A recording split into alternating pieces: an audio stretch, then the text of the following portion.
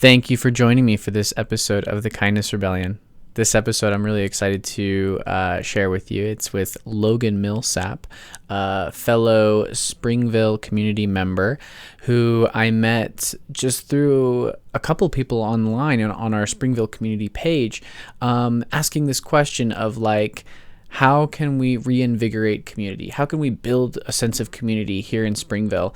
And me and two other people, including Logan, reached out and said, I don't know, but let's meet up and talk about it. Let's figure it out. And, not a lot came of that meeting, unfortunately, except for the fact that I got to meet Logan and I got to start following him and seeing his perspectives and things like that. Logan is currently running for city council here in Springville, and especially after this conversation, I give him my full support. I love his way of thinking and his ability to articulate these very simple changes that can make huge impacts in our community, and I think it's just very, very valuable and very important that he's even interested in trying to operate within these spaces to make changes in our community, because in this space of systems thinking and activism, if you will, it's really easy to talk a lot but not really do much, and that's something I've really been calling out a lot on this podcast, especially throughout this second season. As you will see, I'm getting frustrated with just talking, so I'm trying to hold my feet to the fire more, and as I'm producing these episodes, and I'll be calling myself out even more, saying like, hey, here's what I'm trying to do, here's what I want to do, and in that spirit, a lot of the things that I talk about in this episode with Logan here is about more out-of-car experiences, which I've been focusing on a lot. Granted, it's a lot easier because I've started a new job that is remote, so I just I simply don't need to use my car all that often. But I do try to say like, oh, you know what? If I need to just run to the grocery store for a short thing, maybe I'll just take my bike. Or even if my partner and I want to go somewhere close by. We don't need a car. Let's just walk. Let's just take our bikes or something. Those small choices have actually made a pretty big difference. And as you'll listen in this conversation with Logan, the more and more we make those small choices, the more it impacts our mental well-being. And I think as we, as a culture, start to reevaluate what it is to be within car culture, we'll understand why it's not even good for us. And this is all aside from the fact that cars are destroying the planet, okay? Like, we're already well aware that the emissions from cars is creating and fossil fuels is creating the greenhouse effects that are the main drivers of climate change. We understand that, but a lot of us are like, we're dependent upon our cars. Maybe we don't have to be. So make sure to listen to the full episode. I love everything that Logan talks about and the way his mind works. And this is a really, really good conversation. So let me know what you think of it in the comments, and make sure to share, like, subscribe, all that good stuff. Thank you so much. This is a podcast about rejecting tyranny and oppression by cultivating both systemic and individual change. I believe the only way to create this kind of monumental change is to inspire understanding, love, and kindness. From there, we can work to embody these essential values in our cultural systems and in our individual lives. My hope is that by effectively communicating with anyone and everyone, we can establish a shared vision for humanity and explore new ways of living to build a better world for all of us. I'm your host, Nathan Jones, and this is The Kindness Rebellion.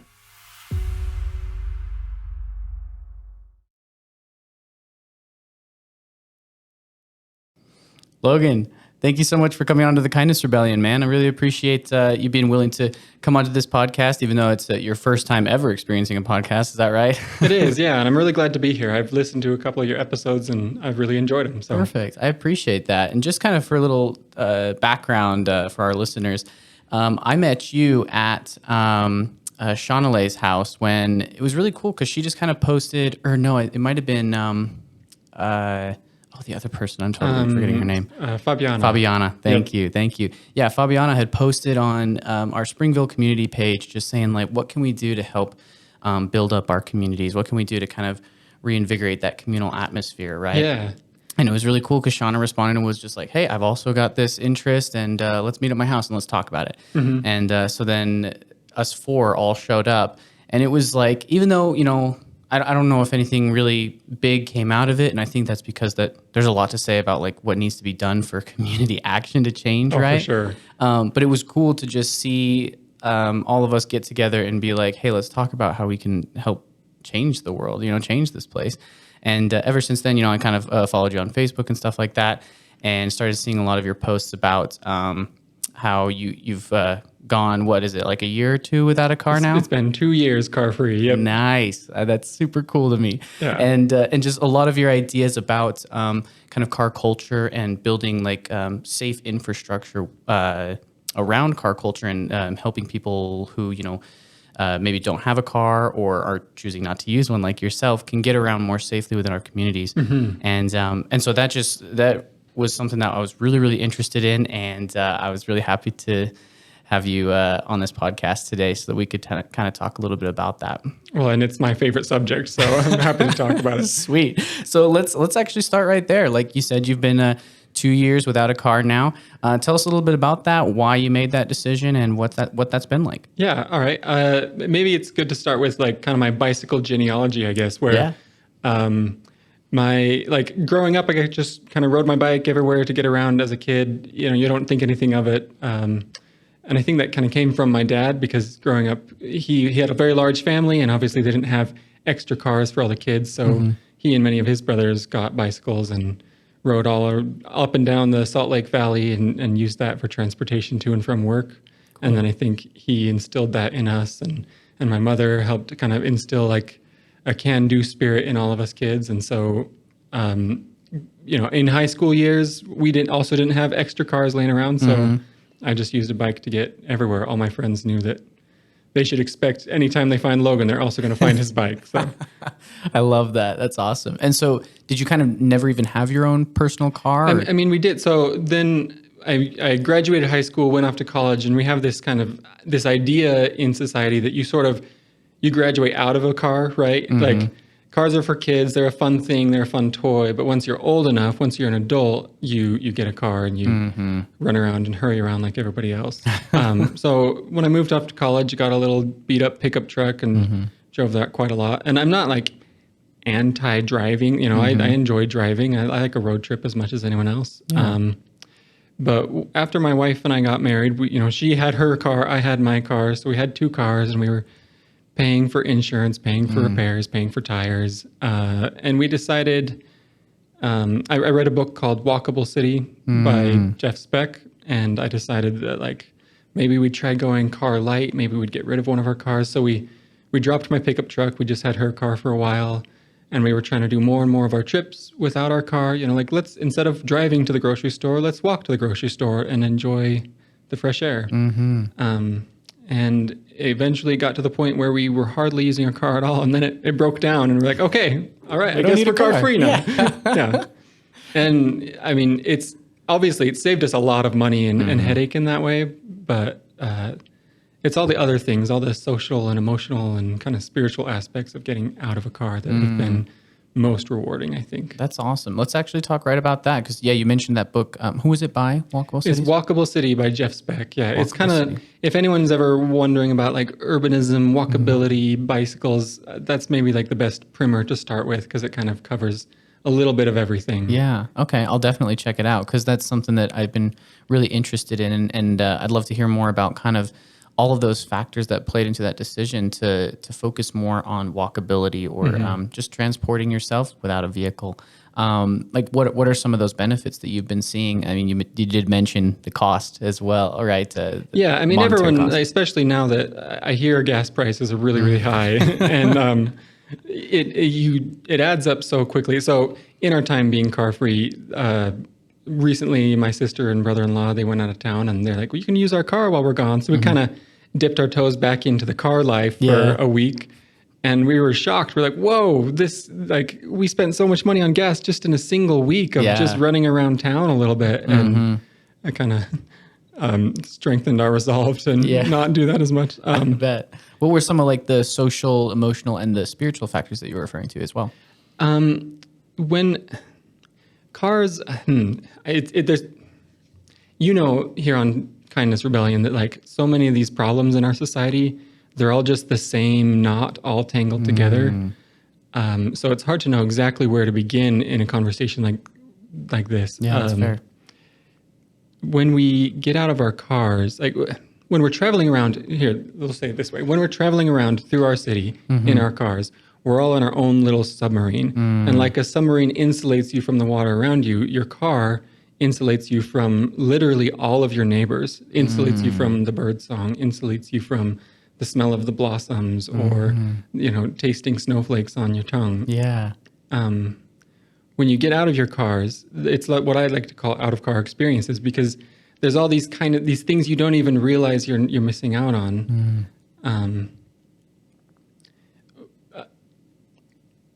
Sorry, it is hard to know exactly where to start talking about some of this. But, no worries.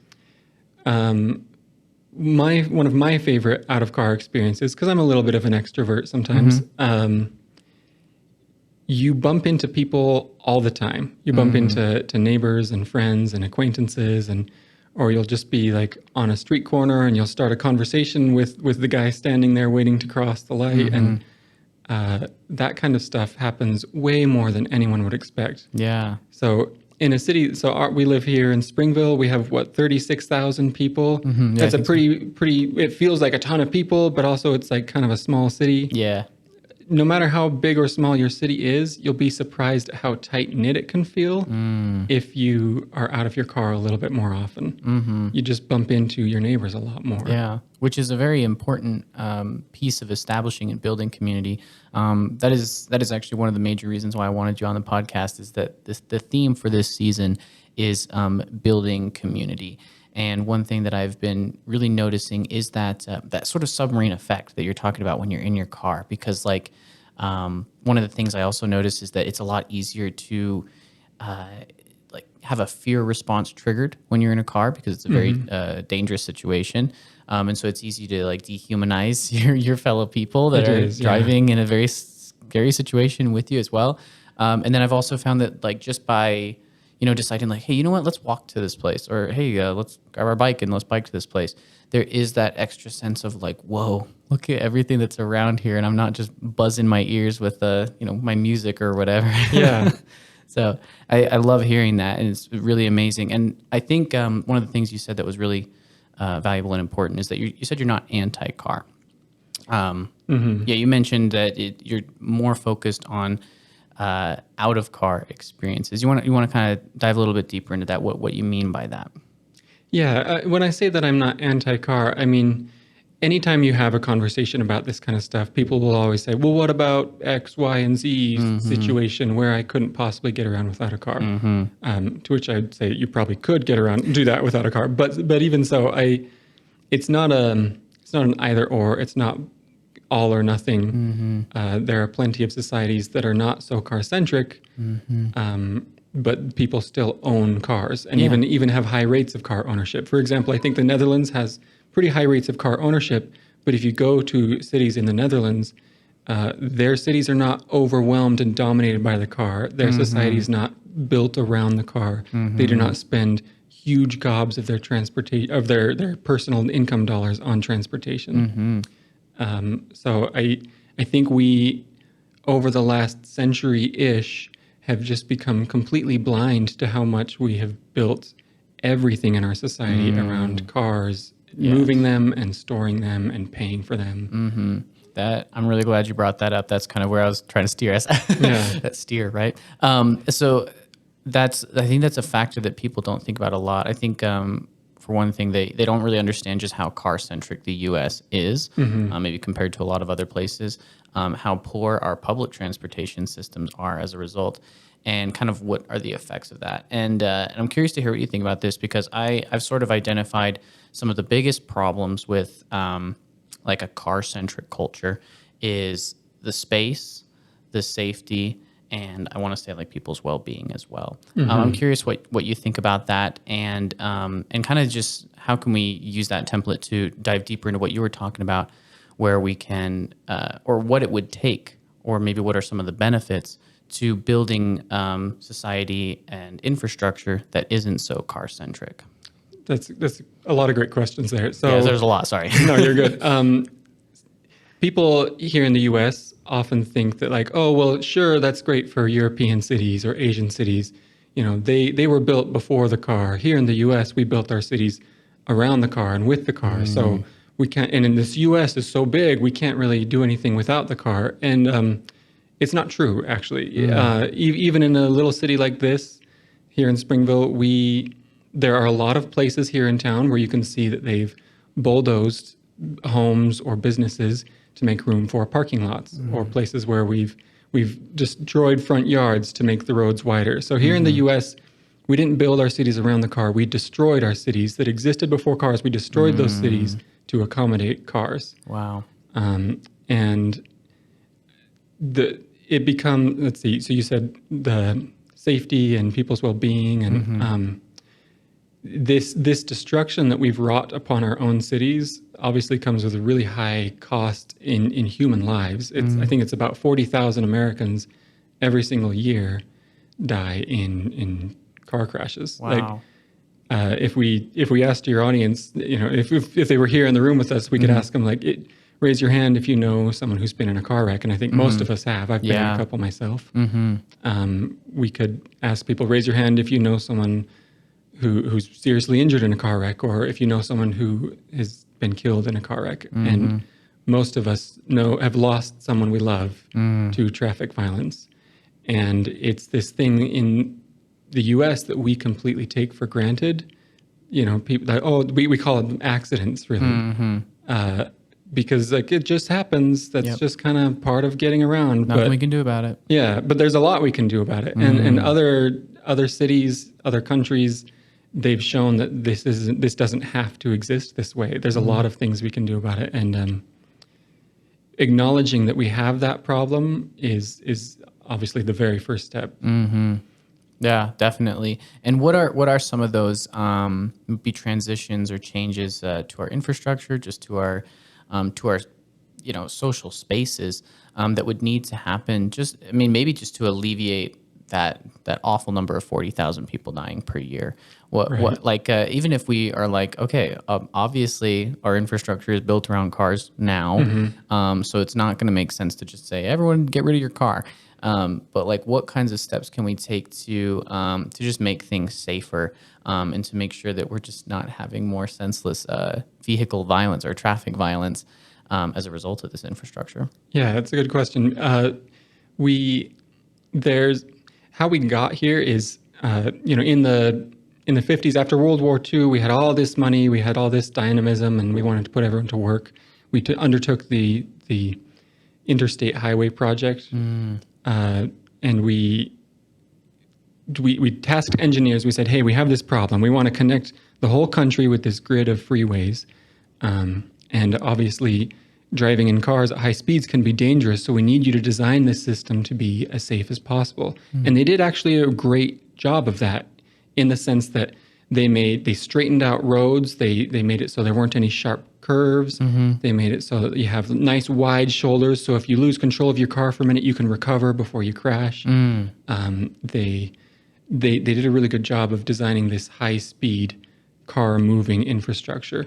Then once that was basically built out across the U.S., we took those same ideas and started applying them to the roads in our cities. So we at every intersection, if you look at it, it's, instead of being a sharp corner, it's a nice smooth curve, so that you can take that curve a little bit faster. We create these, what we call them, sight triangles at every intersection. We make sure that no one plants a tree right on the corner, because that'll block your view as you're trying to make that turn. I see. We made our streets really nice and wide, with wide shoulders and wide lanes, so that you can travel smoothly and fastly. So this is great, again, for moving a lot of vehicles quickly, but it doesn't work so great inside a city. That's how we get all this traffic violence, especially with pedestrians and people on bikes. And, in order to reverse this, we simply, there's small interventions that we can do. For example, If you stand on the street corner in like a European city or an Asian city, you'll see bollards. They're big steel protective bollards. So if you're waiting to cross the street, if a car loses control, it'll crash into the bollard and not your own body. Huh. A ball? Is it literally just like a massive like steel ball or something? Or Often, yeah, they come in all shapes and sizes. Oh, okay. Usually they're just a big steel post. I mean, you've seen them around, Okay. Yeah, I even think here I in the have. U.S., but they're not very common along our streets because here in the U.S., that would be a hazard, right? If someone loses control of their vehicle and crashes into a bollard, we want that to be really forgiving to the person in the vehicle. We don't want them to come to an immediate stop and get injured inside their vehicle. Yeah. So here in the US, we design what are called breakaway posts. If you're standing at a street corner, look at the posts around you. You'll notice base. special little bolts at the Yeah. base. So when someone crashes into that, it breaks away. It dissipates some of their momentum, so their crash isn't so violent to them. But obviously the trade-off is that everyone outside of the vehicle is at much greater risk. Wow. And in some cities, they even prevent trees being planted along the street for the same reason. We don't want that hazard. We call trees a hazard. Not every city, thankfully. We have great street trees here in Springville. True. But Yeah. That is wild. Sorry, go on. Oh, just so it's little things like that. We can have bollards on our corners to protect people who are trying to walk. Wow. Recently, there was a girl killed here in Springville she was walking on her way to school.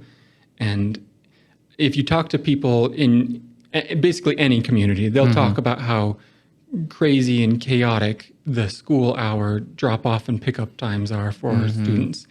A lot of parents won't let their kids walk or bike to school because that's when it's most dangerous, is when kids are getting to and from school. So it creates this vicious cycle where we drive our kids because everyone else is driving their kids and we don't want them to face that danger. And therefore making it more dangerous. Yeah. But there are things that we could do. And even for this gal who died recently, there are things that we could do to make the places where students walk safer. Things like even just things as simple as narrowing the travel lanes. So I talked about those highway engineers who created our interstate freeway system. They knew that if you make nice wide freeway lanes, you can go really fast and it's relatively safe for the people driving. Conversely, we know if you make really narrow lanes, it makes people uncomfortable. And when they feel uncomfortable, they will slow down. They're kind of forced to pay a little bit more attention because they don't want to scrape their car. They don't want to bump into something. Or hit anyone. Yes, exactly. So even something as simple as narrowing, for a long time, kind of the quote unquote standard travel lane was about 12 feet wide. Now we know that about 10 feet wide is better. Even just narrowing it to 11 feet will make that much more of a difference. For example, so here, just outside the windows here is Center Street. Those travel lanes out there were 12 feet wide for a long time, and now they've been narrowed to 10 feet. Gotcha. Because for exactly that reason, it makes people slow down just a little bit more, pay a little bit more attention. And then you also get a little bit more room on your streets. So there on Center Street, narrowing the vehicle lanes meant now you can put in a bike lane and dedicate some space that's a little bit safer for people in other modes. So you can narrow lanes. You can do things like, they're called bulb outs, where you don't even take any space from the vehicle travel lane. You have the vehicle travel lane, and then on either side you have the shoulders. You can bring the curb out all the way to the vehicle travel lane, so it feels like at one point in the road it kind of gets pinched a little bit. Interesting. And it's not actually restricting the width of the road. It's still the same 10 or 12 foot vehicle lane, but you have the either planter boxes or the curbs or just some obstacle kind of on the shoulder. And that constriction causes drivers to slow down and pay a little more attention. And those kind of bulb outs can be especially useful at a place like a crosswalk, because now instead of crossing all the way from one curb to the other, now you're only crossing from one bulb out to the other. It shortens the walking distance for pedestrians. Gotcha. So there's a lot of little tricks like this that can be accomplished quite cheaply. Even in some places where advocates have been saying, hey, this is unsafe, hey, this is unsafe, and their city hasn't been responding, you get what's called tactical urbanism or guerrilla urbanism. Nice. Where without any permission, people will go out and they'll just plop down hay bales or sandbags, or Yeah. I've even seen somebody like glued plungers on the edge of travel lanes to create bulb outs or to protect bike lanes from vehicle traffic. Awesome. In some ways, obviously it creates an actual safety benefit for people walking and biking in those places, but it also helps call out those inactive powers that be, calls out their inaction. Which is super needed. I love that. Pretty much any type of direct action where people are just like, that's it. We're not waiting for somebody to say yes or no. We're doing it. Yeah. That's a beautiful thing to me. But I also like the idea of these more like, I guess like subliminal or very subtle changes that can just kind of make people feel like, oh, okay, I'm all right. They don't even notice, but they're just slowing down because of these like minor changes. And actually, when that girl that died, when you were talking about that, I remember seeing, I think it was you that posted it, or you were just commenting on it on the Springville community page, and you were mentioning some ideas like this, and I remember getting really frustrated because there was one guy who was like, "Nah, just put more cops up there." Yeah. I was wondering if you could speak to that, because I think that is a common reaction for people. They're like, "No, don't make it so that I like." Slow down unconsciously, like just put like a cop there who's gonna almost put like a threatening presence so I slow down. I'm curious what you kind of think about that. I'll admit, I think it's an odd reaction because, even if so say you're someone that's like very, very pro cop, it's still an odd reaction to say, no, we want more traffic enforcement at my kid's school crosswalk or at this particular intersection or roadway where people are speeding. Because, I mean, there are more important things that we want our law enforcement officers doing. Their police enforcement is a very expensive service that we pay for. And if we don't want them to be wasting that time or those dollars doing things that we could solve in other more effective ways. Because traffic, like law enforcement, trying to keep people from speeding on your road, like it's only effective when they're sitting right there. Yep. Or, okay, everyone knows that if you speed on that road, you'll get a ticket until they stop enforcing it. And then eventually everyone goes back to speeding again. Yeah. But then also, even if you're like, obviously, if you're maybe further on the left and you think that we should have fewer and fewer traffic enforcement, even sometimes you see people react against any changes to the roadway. I think there's just some kind of weird car-brained thing that people do where we just don't like any changes to the status quo of how we get around. It's hard for people sometimes to imagine something new. Yeah. But yeah, using police, law enforcement to enforce things that we could just accomplish through design is obviously just a waste of resources. I agree. Yeah. But yeah, that was something I was just really kind of wanted to really pinpoint, is because like I feel like a lot of the solutions or ideas that you present are more like systemic changes, which is a huge theme of the Kindness Rebellion. It's this idea that we need to implement societal and systemic changes because that's where a lot of our problems lie. And I think that car culture is very much involved in that kind of schema.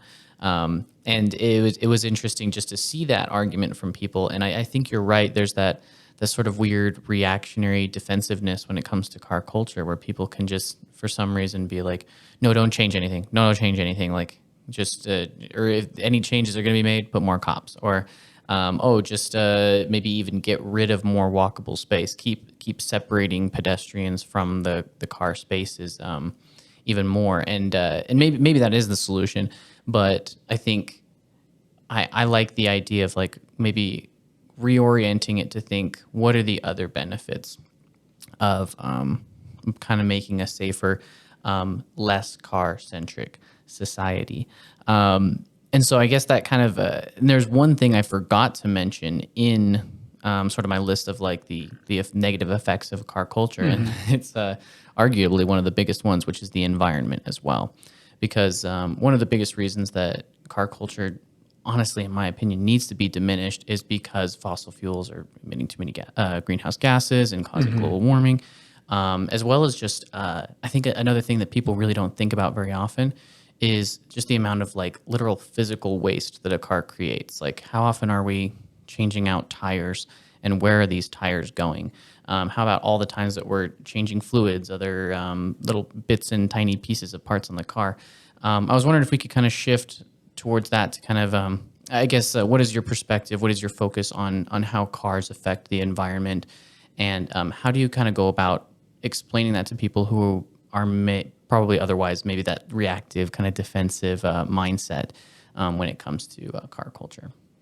I think when it comes to cars' impact on the environment and our world, you can imagine the kind of an iceberg where the tip of the iceberg that we can see is the smog coming out of the tailpipe. And so sometimes people think like, well, electric cars, that's going to fix it, right? Yeah. But there's so many other things. Like you mentioned the tires. Like an electric car is a much heavier, and so it requires bigger tires, and it burns through those tires a lot faster. And in fact, we know now that most of the air pollution from cars is as much brake dust and tire particulates as it is tailpipe exhaust. Holy cow. Yeah.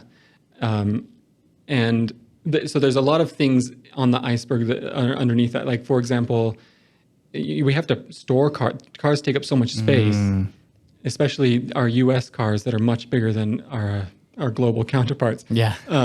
So we have to pave parking lots all over the place, and that creates kind of an urban heat island effect, and it creates really bad runoff problems in a lot of cities.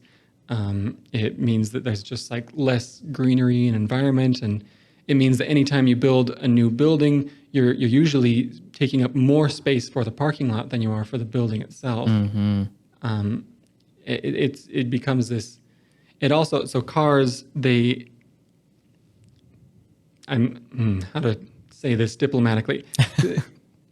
Cars enable this sprawling development style that we see so much of in the U.S. Really low density.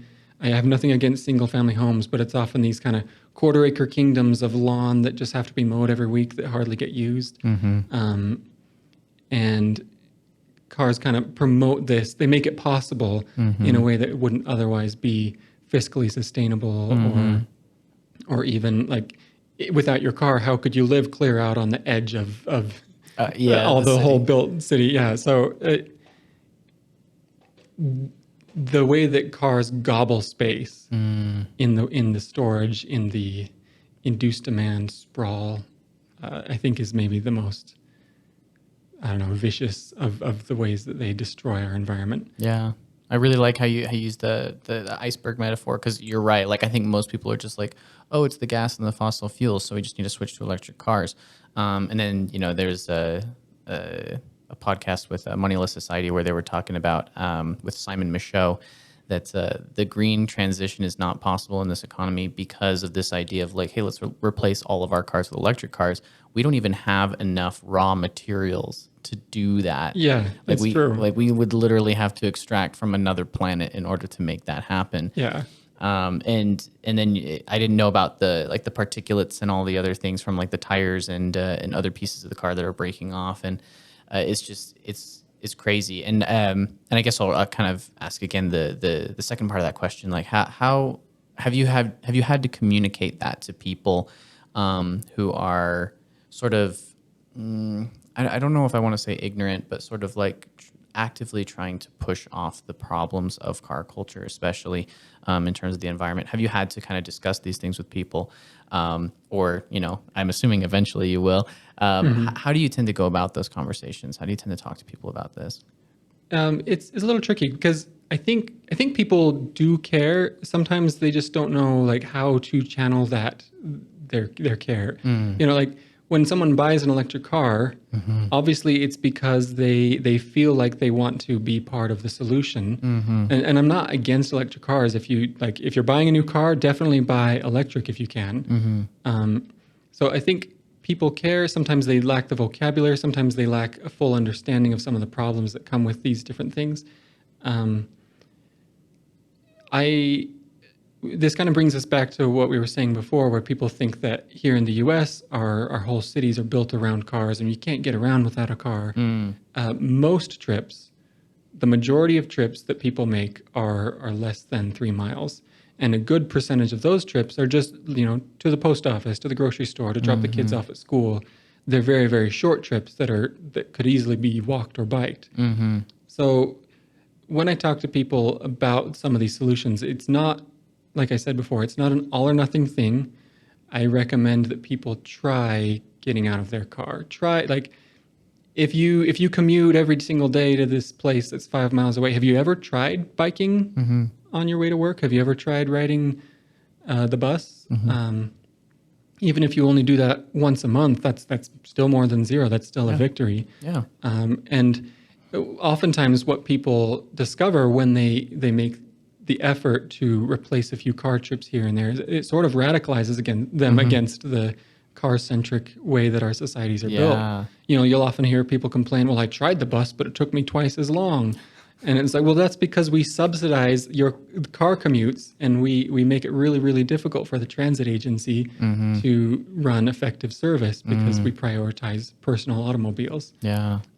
Or, well, I'd love to take my kids to school on a bike, but it's so dangerous. Well, like, at some point we're going to have to break that vicious cycle. So even if people can only do it every now and again, that's the how we break the cycle, is getting people to try a little bit at a time. I like that. It is a really sad and kind of frustrating that that vicious cycle acts as a feedback loop to kind of keep justifying, like, see, this is why we don't want public transit. This is why we don't want buses and stuff like that, because it's not as efficient.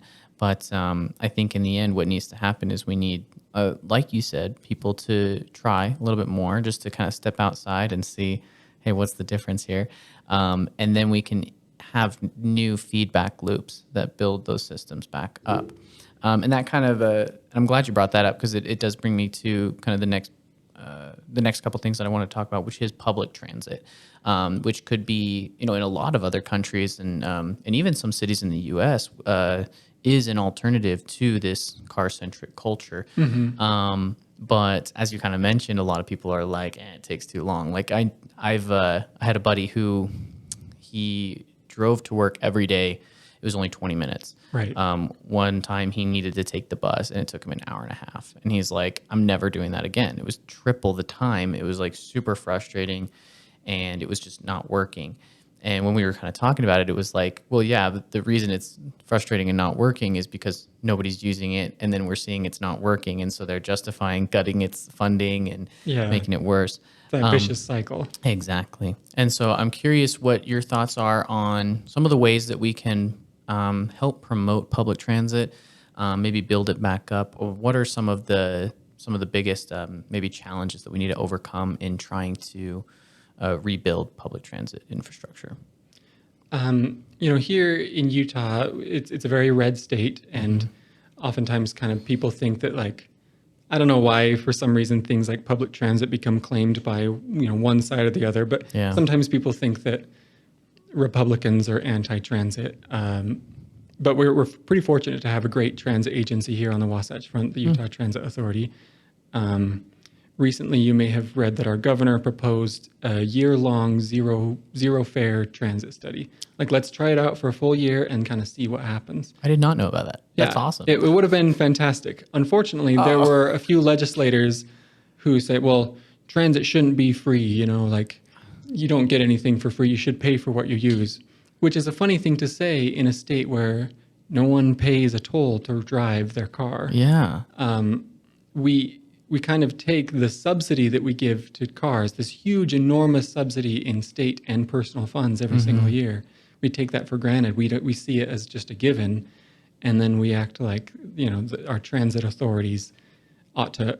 Every bus ought to earn its keep, basically. What? It's a very strange thing in a society where one of our collective state symbols is the beehive. All of us working together for the common good, for the good of the hive and each other.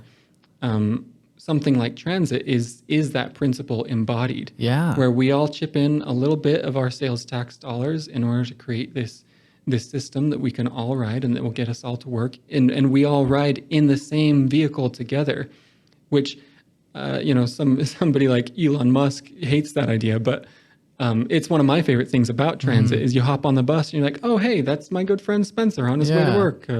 Or you chat with the bus driver that you've never chatted with before. Or, the other day I saw some kid was just kind of having a rough time on the bus, and you start a conversation with them and kind of connect as human beings. So the differential between commuting in your car, like you said, is 20 minutes versus for your buddy's transit commute was like an hour and a half. Yeah. Those are a choice that we make, obviously. Right now, the Utah Department of Transportation is talking about expanding I-15 yet again north of Salt Lake. Just one more lane, bro. Yeah, just one more lane will fix it. We just keep expanding it. Someday we'll solve traffic. But we just year after year after year after year, we've poured money into this hole trying to solve traffic congestion. And it sort of works in the sense that, like, yeah, we make it so that you can have 20-minute commutes for a lot of people.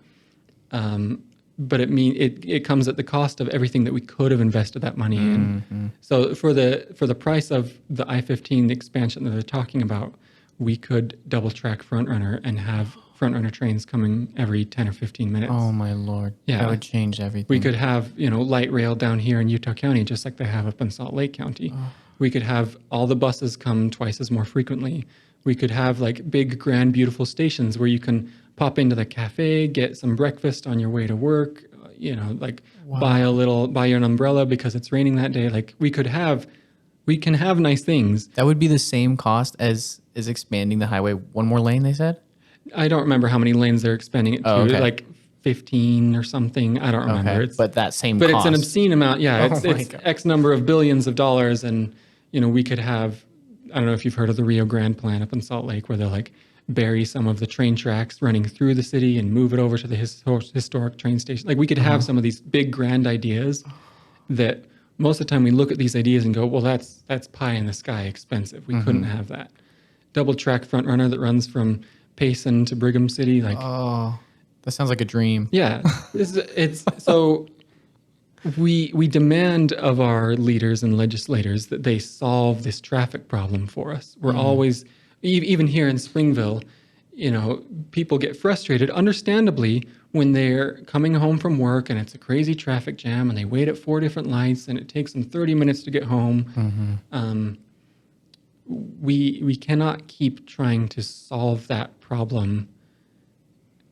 And like, if we can't eat our cake and have it too, like the choice of a long transit commute versus a short vehicle commute is a choice that we've continually made. And eventually we are going to have to really choose what are our priorities. Yeah. Is the common good our priority, or is individual subsidies?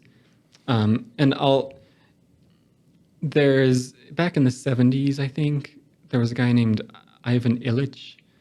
He kind of did this like study, back of the envelope calculation, where he calculated the speed at which we travel.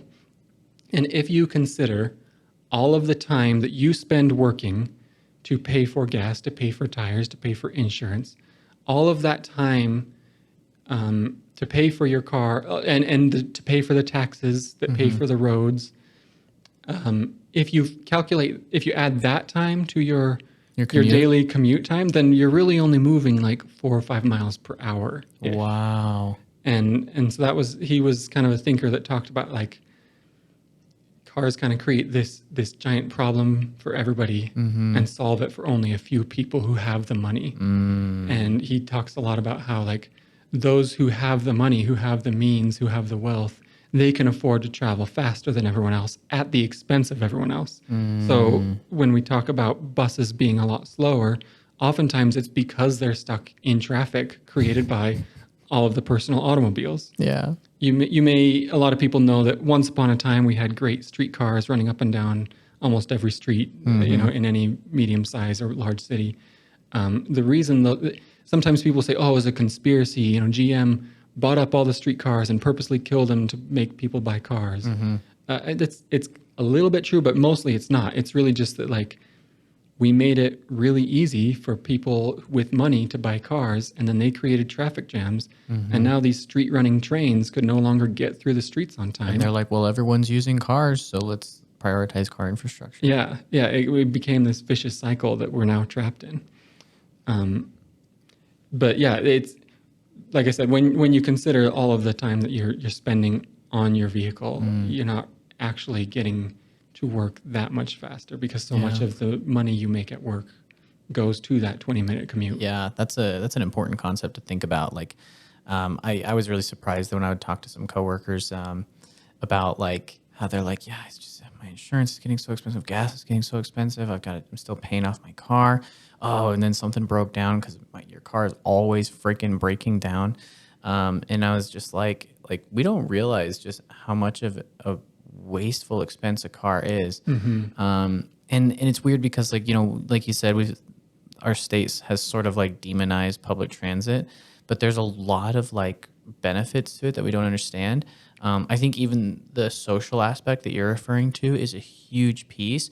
Like, even if people aren't very extroverted as you are, and I consider myself to be as well, I think there is a very profound effect that comes from being in a space that is shared by everybody and being just around other people instead of isolated in that little submarine that you're talking about.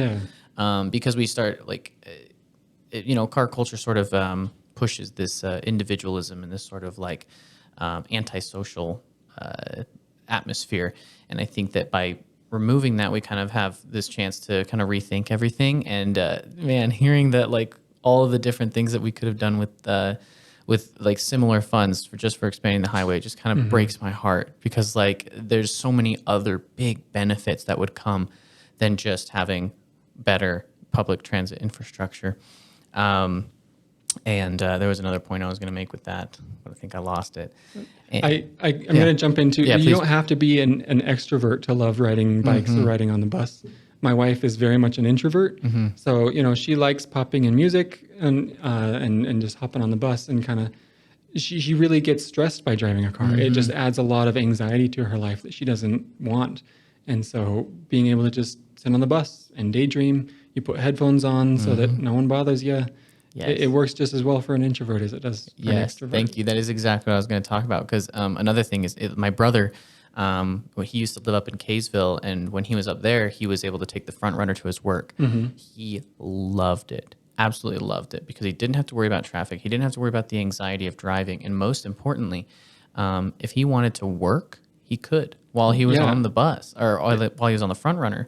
He was able to kind of get caught up on some stuff, and then on his way home, he would write and just like do some things to like kind of help stimulate himself instead of having to focus on a very dangerous environment, right?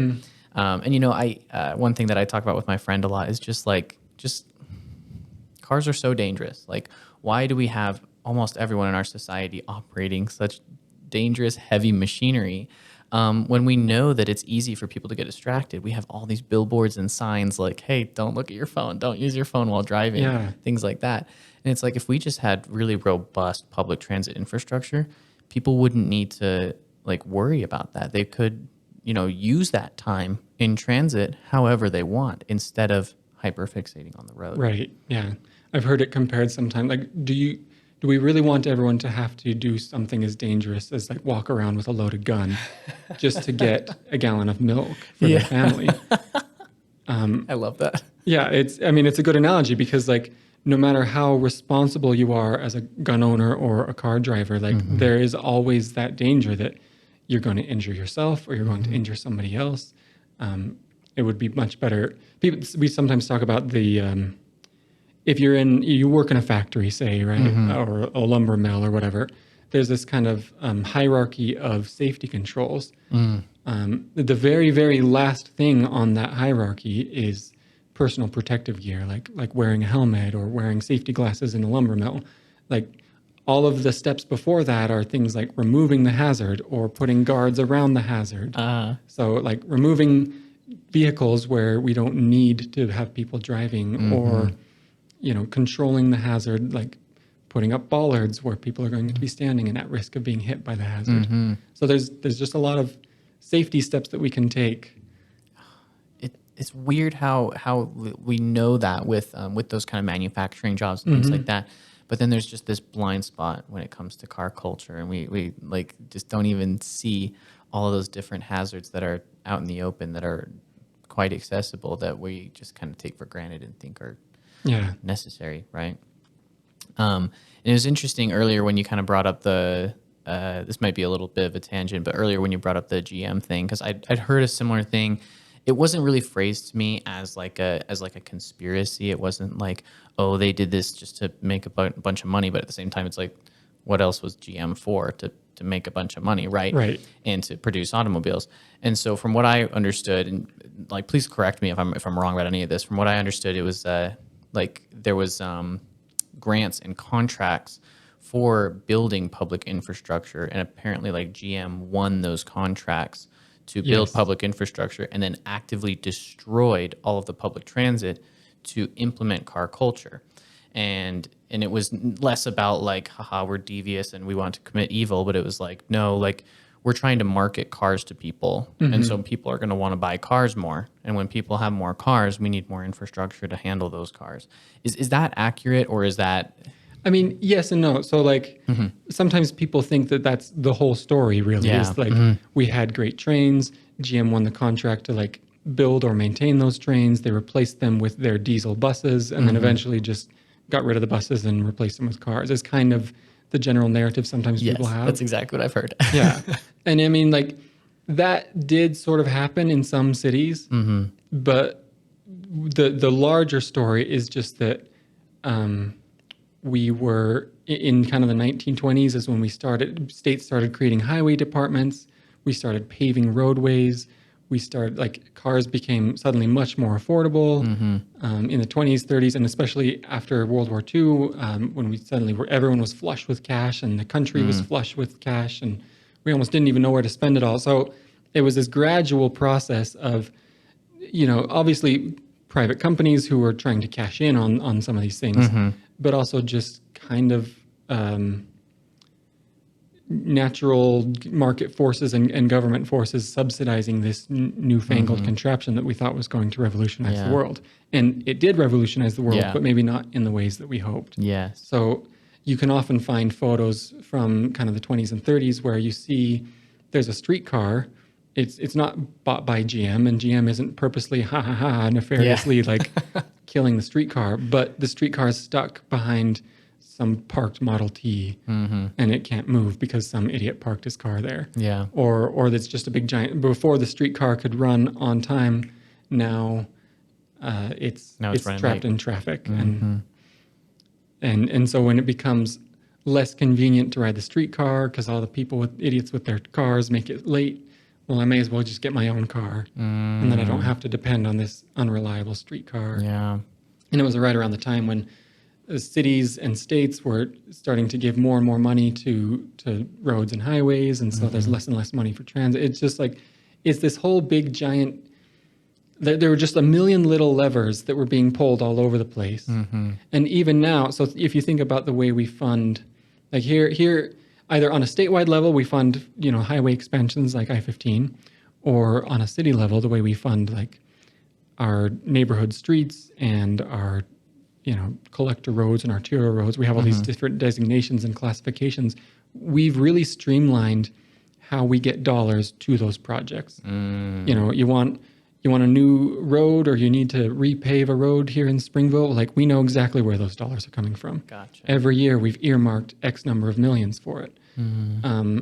But if you want to expand, like say we want better frequency on the bus that runs through town, well, we have to figure out, like, do we have a bond for that? Do we increase sales tax? And there's all these little finicky, you have to like go to public hearings and people it's kind of, we've, over the last few centuries, pulling all those levers, we've really kind of made roads and highway funding automatic. And we've made transit and walking and biking kind of not the norm. So anytime it happens, it has to go through this whole public hearing process, and it's very silly. I wonder if that's why people can think it's like so expensive. It's just because it's like, oh, where are we going to get the money from? And it's not like, oh, let's utilize the funds that are earmarked for normal traffic, because I think that maybe there's, and I'm just hearing about this, so I'm totally speculating, but like to me it sounds like there's sort of no longer this like battle between like, hey, public transit and the car infrastructure, like it's not trying to push and pull on those funding. It almost feels like we've defaulted to car culture. Yes. And then if you want more public transit funding and infrastructure, you're gonna have to magically come up with it some other way. Yeah. And I'm hopeful, I'm optimistic that things are moving in a better direction. For example, this last legislative session, they passed a bill that like earmarks, I think like $40 million a year for active transportation. And so there are little things like that where year after year, if we keep pulling those levers, then we can maybe reverse things. It also is important to note, before I was talking about how here in the US we destroyed our cities to make room for cars. In other countries, they were on the same trajectory as we were. Places like the Netherlands now, we think of it as kind of this biking utopia, right? In the 60s and 70s, the places like the Netherlands, they'd been bombed out during World War II. They were rebuilding, and so they had this opportunity to build in the very car-centric way. There's a lot of money coming from the U.S. to rebuild Europe, and a lot of that money was aimed at highways and parking lots and that kind of infrastructure. So they were doing the same things we were, kind of tearing down old historic homes to widen roads, etc. And then the 1970s oil crisis hit, and they had to. They did. There was a few things. Obviously, it kind of forced them to rethink what was going on, but also they just had to take practical measures. Like, okay, we just don't have enough oil to drive all the time.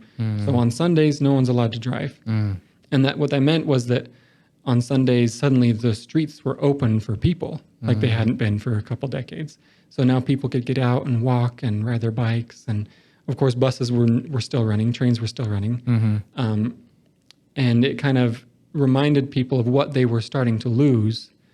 And obviously, because they were on the same trajectory as us, where they were investing more and more and more in cars, they were seeing the same rise in pedestrian and bicyclist fatalities. And so then there was a social movement called Stop the Kindermord, like Stop the Child Murder. Wow. And you can find these photos of people like laying out, they called them die-in protests, where they would lay across the highways with their own bodies to stop traffic.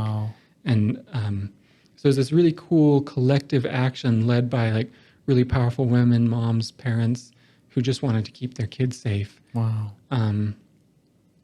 So obviously there are levers that we can pull at like in state legislatures and in city hall, but there's also just direct action that you can take. Like you can gather your neighbors and really start making your voice heard. Obviously you'll face pushback. They definitely, like, you can also, in those same videos and photos of people at these protests, there's fist fights, there's cops trying, arresting people and beating people up. But the important thing is that the people who literally put their bodies on the line, they created a new way of life. Well, not really a new way of life. They got the Netherlands to preserve that way of life, where there's just a lot more social connection, and people's money doesn't go to cars and car infrastructure. It can just go to a high quality of living, and we can do the same thing here. We can work together to create little bit by bit. We can change, reverse the tide.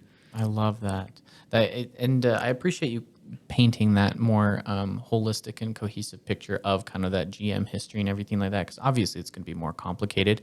And I think a major factor of that like change as well is this sort of idea that like having a car is a type of freedom.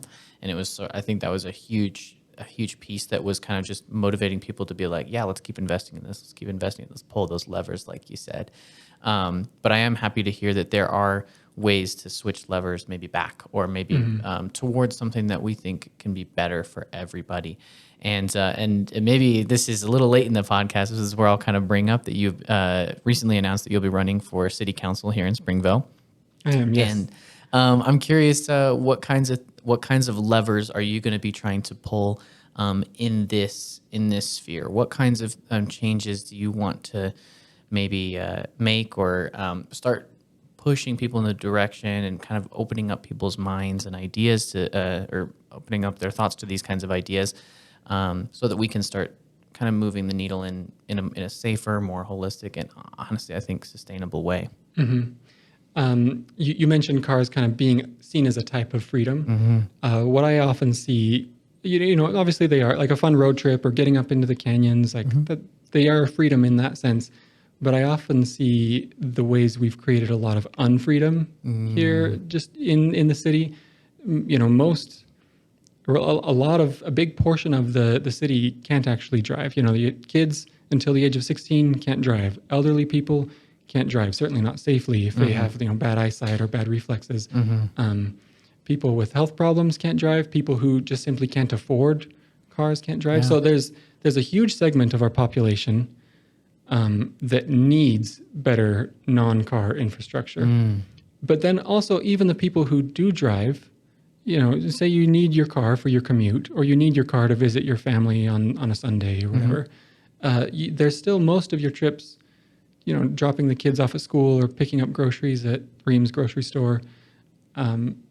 Those can be taken without your car. And sometimes that is a choice that people want to make, but feel that they can't make because we've rearranged our priorities to make high-speed car movement the top priority over safety. So I think safety on our roadways is, for me, going to be a major thing. It's something that I hear people talking about all the time. People who want their kids to be able to get to and from school, people who want to be able to, they got a new e-bike, they really love it, they want to have fun with it, but they don't feel like there's anywhere safe to ride. So we can create safer sidewalks, safer bike lanes, like I mentioned earlier, through very small changes like bulb outs, maybe raised crosswalks here and there. That's it. It functions sort of like a speed bump where it forces someone to slow down. It's like the crosswalk goes up, it plates as a pedestrian kind of more front and center for the person driving. So it's like a win-win for everybody because cars can keep moving. You don't have to limit the number of car traffic. And like I have mentioned a few times, it's not an all or nothing thing. We can simply just, I think if you had people list off their priorities, like what do you want, what are your priorities for the public realm? I think safety is probably going to be at the top of everyone's list. But the way we've built our streets, safety is not at the top. It's car movement at speed.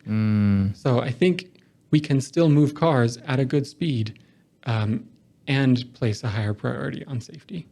Gotcha. I don't know if that fully answers your question on like some of the levers in it. In fact, I'll continue.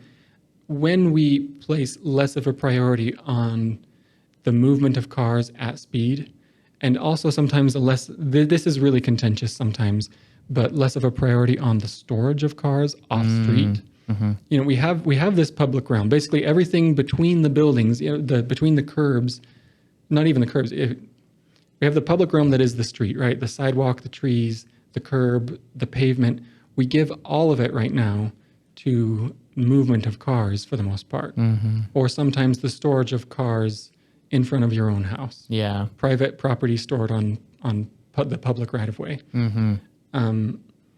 If we are more willing to, like I said, this is contentious, but let more people park in that right of way without kind of having a freak out over it, then that means that we can use more of the space that whenever we're developing, a new business or new homes, we don't have to give so much space over to parking. I see. The average parking stall costs, at least like $8,000 or $10,000 for just a surface parking stall. Wow. Yeah. So it's an enormous cost, and we require any new building to provide a certain amount of parking. Wow. So it's this huge subsidy that we give to car culture, and that we mandate to any, say you're a mom and pop, you want to build a little bungalow in your backyard for your grandkid who's going to college. You want him to have a place to live and maybe start a family even. Yeah. Well, you're required to put a certain amount of parking in. Wow. And that raises the cost of that to the point where suddenly you can't actually afford to build it anymore. Wow. Or the same thing if you're starting a new business. You may notice here on Main Street we have a lot of they're called like kind of the missing teeth of urbanism, places where there used to be a beautiful historic building, but it's been torn down to become a parking lot. Well, now if we wanted to build a beautiful building there again and have it be a business, maybe some cute little homes on the top, business on the bottom, now we require a certain amount of parking for that building. And there's literally not enough space for it, but it also just makes it very hard financially to make that even happen. And so these parking mandates are kind of destroying the dynamism of our city. Wow. And they're especially squeezing out the little developers, the mom and pop business owners, because the only people who can afford the high cost of the free parking that they're mandated to create are the large developers. Wow. So what you see often, people obviously sometimes, I mean, I don't love the way we build apartments nowadays, kind of just kind of the sameness, the 5 stories over a parking structure, high density. Yeah. There's a reason people don't love it. It feels really quite soulless. Yeah. But that's the only thing we're getting nowadays, because the only people who can afford to play this high free parking game, this high cost development game, are the large fish who have enough money to fight through all the red tape, who have enough money to put the upfront cost into these expensive parking structures, and who have the money to buy huge chunks of land, or to piece by piece buy smaller parcels and then consolidate it into one big parcel and build a big mega apartment project. So these are the problems that I think our city is facing, and really every city is facing. It's part of why we have a housing crisis, because we used to have a lot of kind of what's called missing middle developers, where like someone might build a cute little duplex that looks just like all the other houses in the neighborhood, but it's a duplex. It's 2 homes instead of 1, or maybe even a 6-plex. That kind of development isn't happening anymore. We're just getting, large townhome projects or big, tall apartment projects. Yeah. And a lot of it is because of the car-centric way we've designed this unfreedom of movement, this unfreedom of development, this unfreedom of what you can do with your own property. So I know that sometimes when you start on this subject, it feels quite radical to people. But in my mind, it's actually in some ways, very conservative. To kind of go back to these original principles that created the small town city that we love today. Yeah, I think that's a good way to kind of phrase it to people, and I think it's really important, especially to call out those unfreedoms that you're talking about, because I mean, usually when I talk to people about car culture and my problems, my issues with it, it's always like, yeah, but I like the freedom of my car. I like that I can go wherever I want. It's like, can you go wherever you want, or is it more like you are confined to these? I guess, in my opinion, it's sort of this type of confinement, and then getting stuck in traffic and still dealing with like way too much parking all the time, like never being able to even find a parking space. You hear about like terrible things like in Canada, where a parking spot costs more per hour than they're paying their minimum wage. There's just these weird things that we've allowed to be okay because of car culture. And I think that there's a lot of room to sort of not have to take a hard line, kind of like what you're saying, where it's not one or the other. Like we can still embody principles of like safety, and then still make sure that people are able to meet their commutes, and people are still able to get to work, and people are still able to function. But I like the idea of focusing, like actually looking at what's stopping people from achieving maybe safety, or even just like a reliable commute. And instead of saying, let's add one more lane, we sort of focus on what's the larger picture here? What are some levers that we can start turning to start kind of pointing us in a more like socially acceptable direction? Yeah, because I mean, we have a finite amount of resources, and that's not just money. Like our street space is a resource, and we have to decide how we want to allocate that. Yeah. And I'm not saying we need to like, make it so that it's hard for people to own cars, or like take away people's parking. But right now, we're using the cudgel of government to force people to build more parking than they would otherwise choose to build for their bungalow in the backyard, or for the townhomes that they're building. Yeah. We're mandating these things. Yeah. And I think if we kind of let the free market decide these things, then we'll arrive at a more healthy, fiscally sustainable place. And of course, that will get us to a more environmentally and socially sustainable place.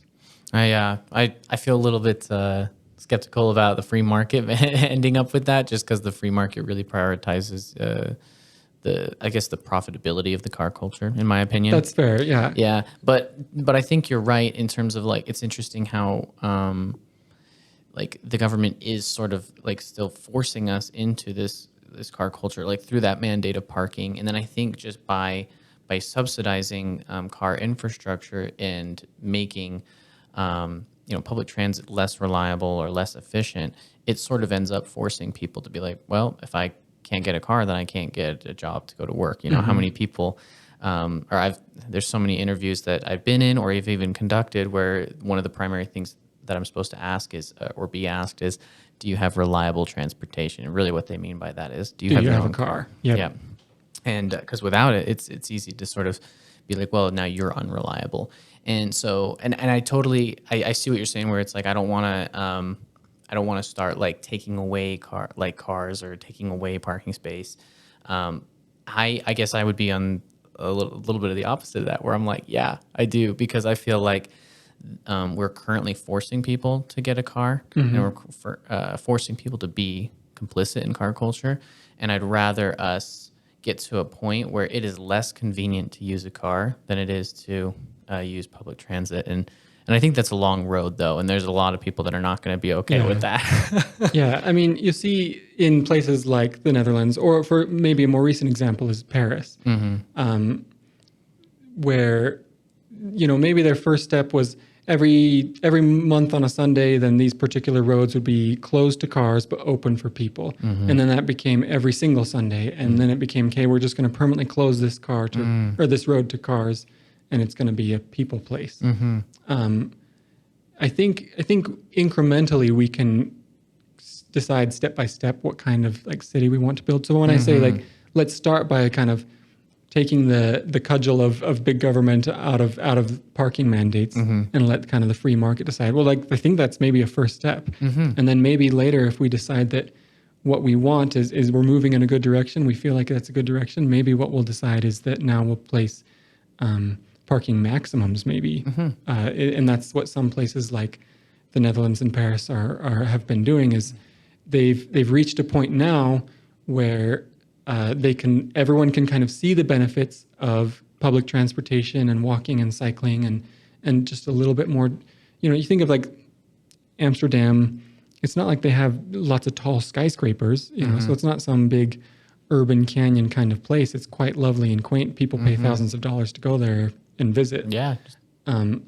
So when I talk about density, it's things like that I mean. But if we can move ourselves in that direction, then places like the Netherlands with that kind of density, they're now removing on-street parking. So like, I don't know, maybe Springville gets to that point but that's obviously not the first step at all. And I think what I really like about what you said is by taking just kind of those initial steps, probably based on like a need. Like I really like hearing about how the Netherlands, it was during the oil crisis that they were like, okay, we're just going to have Sundays where nobody drives. That's something that everyone can understand. They're like, oh yeah, like we literally don't have oil, like we can't drive. So that's an easy solution to start with. It's like, okay, cool, that's fine. We get that. And I think what I love about that too is that if you start implementing something like that, everyone begins trying it. They begin saying like, wow, this is interesting. And then, we kind of like feel around, see the public consensus. Like, how do you feel about these car-free Sundays? And it's like, actually, I love it. Actually, I love that I get to just walk around. I like the fact that I don't have to worry about cars when I'm just like out and enjoying the scenery, the environment, and my neighbors. And then looking to make more steps without just being like, that's it, a blanket ban on cars. It's more like, well, like what are some other subtle changes that we can make to help build back that feeling? Yeah, I think that's going to create the new feedback loops that we're looking for. Well, and I mentioned Paris, and that's they were kind of already moving that direction toward less driving and more transit and biking and that kind of thing. And then the pandemic hit, and it kind of forced them to reevaluate where they were. What they decided to do is just push really hard. They laid out kind of almost overnight a network across the city of car-free streets or high comfort bike lanes. And now Paris is almost as much of a biking mecca as a place like like Amsterdam and Copenhagen. That's awesome. And it's because they were already taking those initial steps, and then they had some bold leaders who decided, like, no, we're going to take this leap, and now because they've taken that leap, it's created. I've heard from people who recently went to Paris that it feels like night and day from what they remember. Wow. Just a lot less traffic, a lot less stress, a lot more bird song. I love So, that. I mean, I don't know if Springville will someday become the biking mecca that Paris or the Netherlands is, but I would love to take those initial steps so that at least people could let their kids get to school safely without fear of being killed. I love that. I think that can be a priority that everyone can get behind. Awesome. Well, we're coming to the end of this podcast here. Logan, thank you so much for your time. I thoroughly enjoyed this conversation. Thank you. This is something that I've been wanting to talk about with more people. And I appreciate all of your knowledge and ideas on this topic and in your passion for trying to help move us in a better direction. And you don't strike me as any sort of like totalitarian authoritarian that's like, no, this is what it's got to be. You're just like, look, we want to be safe, don't we? Here's some great ideas. And I really, really appreciate that. And I really value that. So thank you so much for being on the podcast with me today. Thanks so much for having me. I really enjoyed it. And I know that sometimes, like I said, it's this big giant tangled ball, and it's hard to know which thread to pull at. So my mind goes everywhere. But I think that we can create a pretty good world. I think so too. I appreciate all of your effort there. So thanks so much. Thank you. And that is a wrap on the first episode of season 2 of the Kindness Rebellion. I just want to give another thank you and shout out to Logan for joining me on the podcast. This was his first podcast ever, and he did a great job. This was such a good conversation. Please join the conversation. Let us know what you thought about certain things. Let's create dialogue with this. I would say this not just with my podcast, but with all content in general. If you're gonna consume it, at least engage with it. Think about it. You know what I mean? And I'd love to continue these conversations and build more dialogue in the online spaces, because I really struggle with being active on the online spaces. If you're watching this and you don't even know anything about my Instagram or my TikTok or anything, it's probably because I'm very inconsistent on there, and I really struggle to be on those spaces because there's a lot of inauthenticity. So please engage authentically, and please be curious, ask questions, and let's build a dialogue, and let's learn a lot. Again, thank you so much to Logan for being on this podcast. Keep your eyes out for the next episode. I worked really hard to make sure that I'm going to be more consistent with the releases on these episodes. But so please keep an eye out, follow, share, subscribe, all that good stuff. And thanks again for listening to the Kindness Rebellion.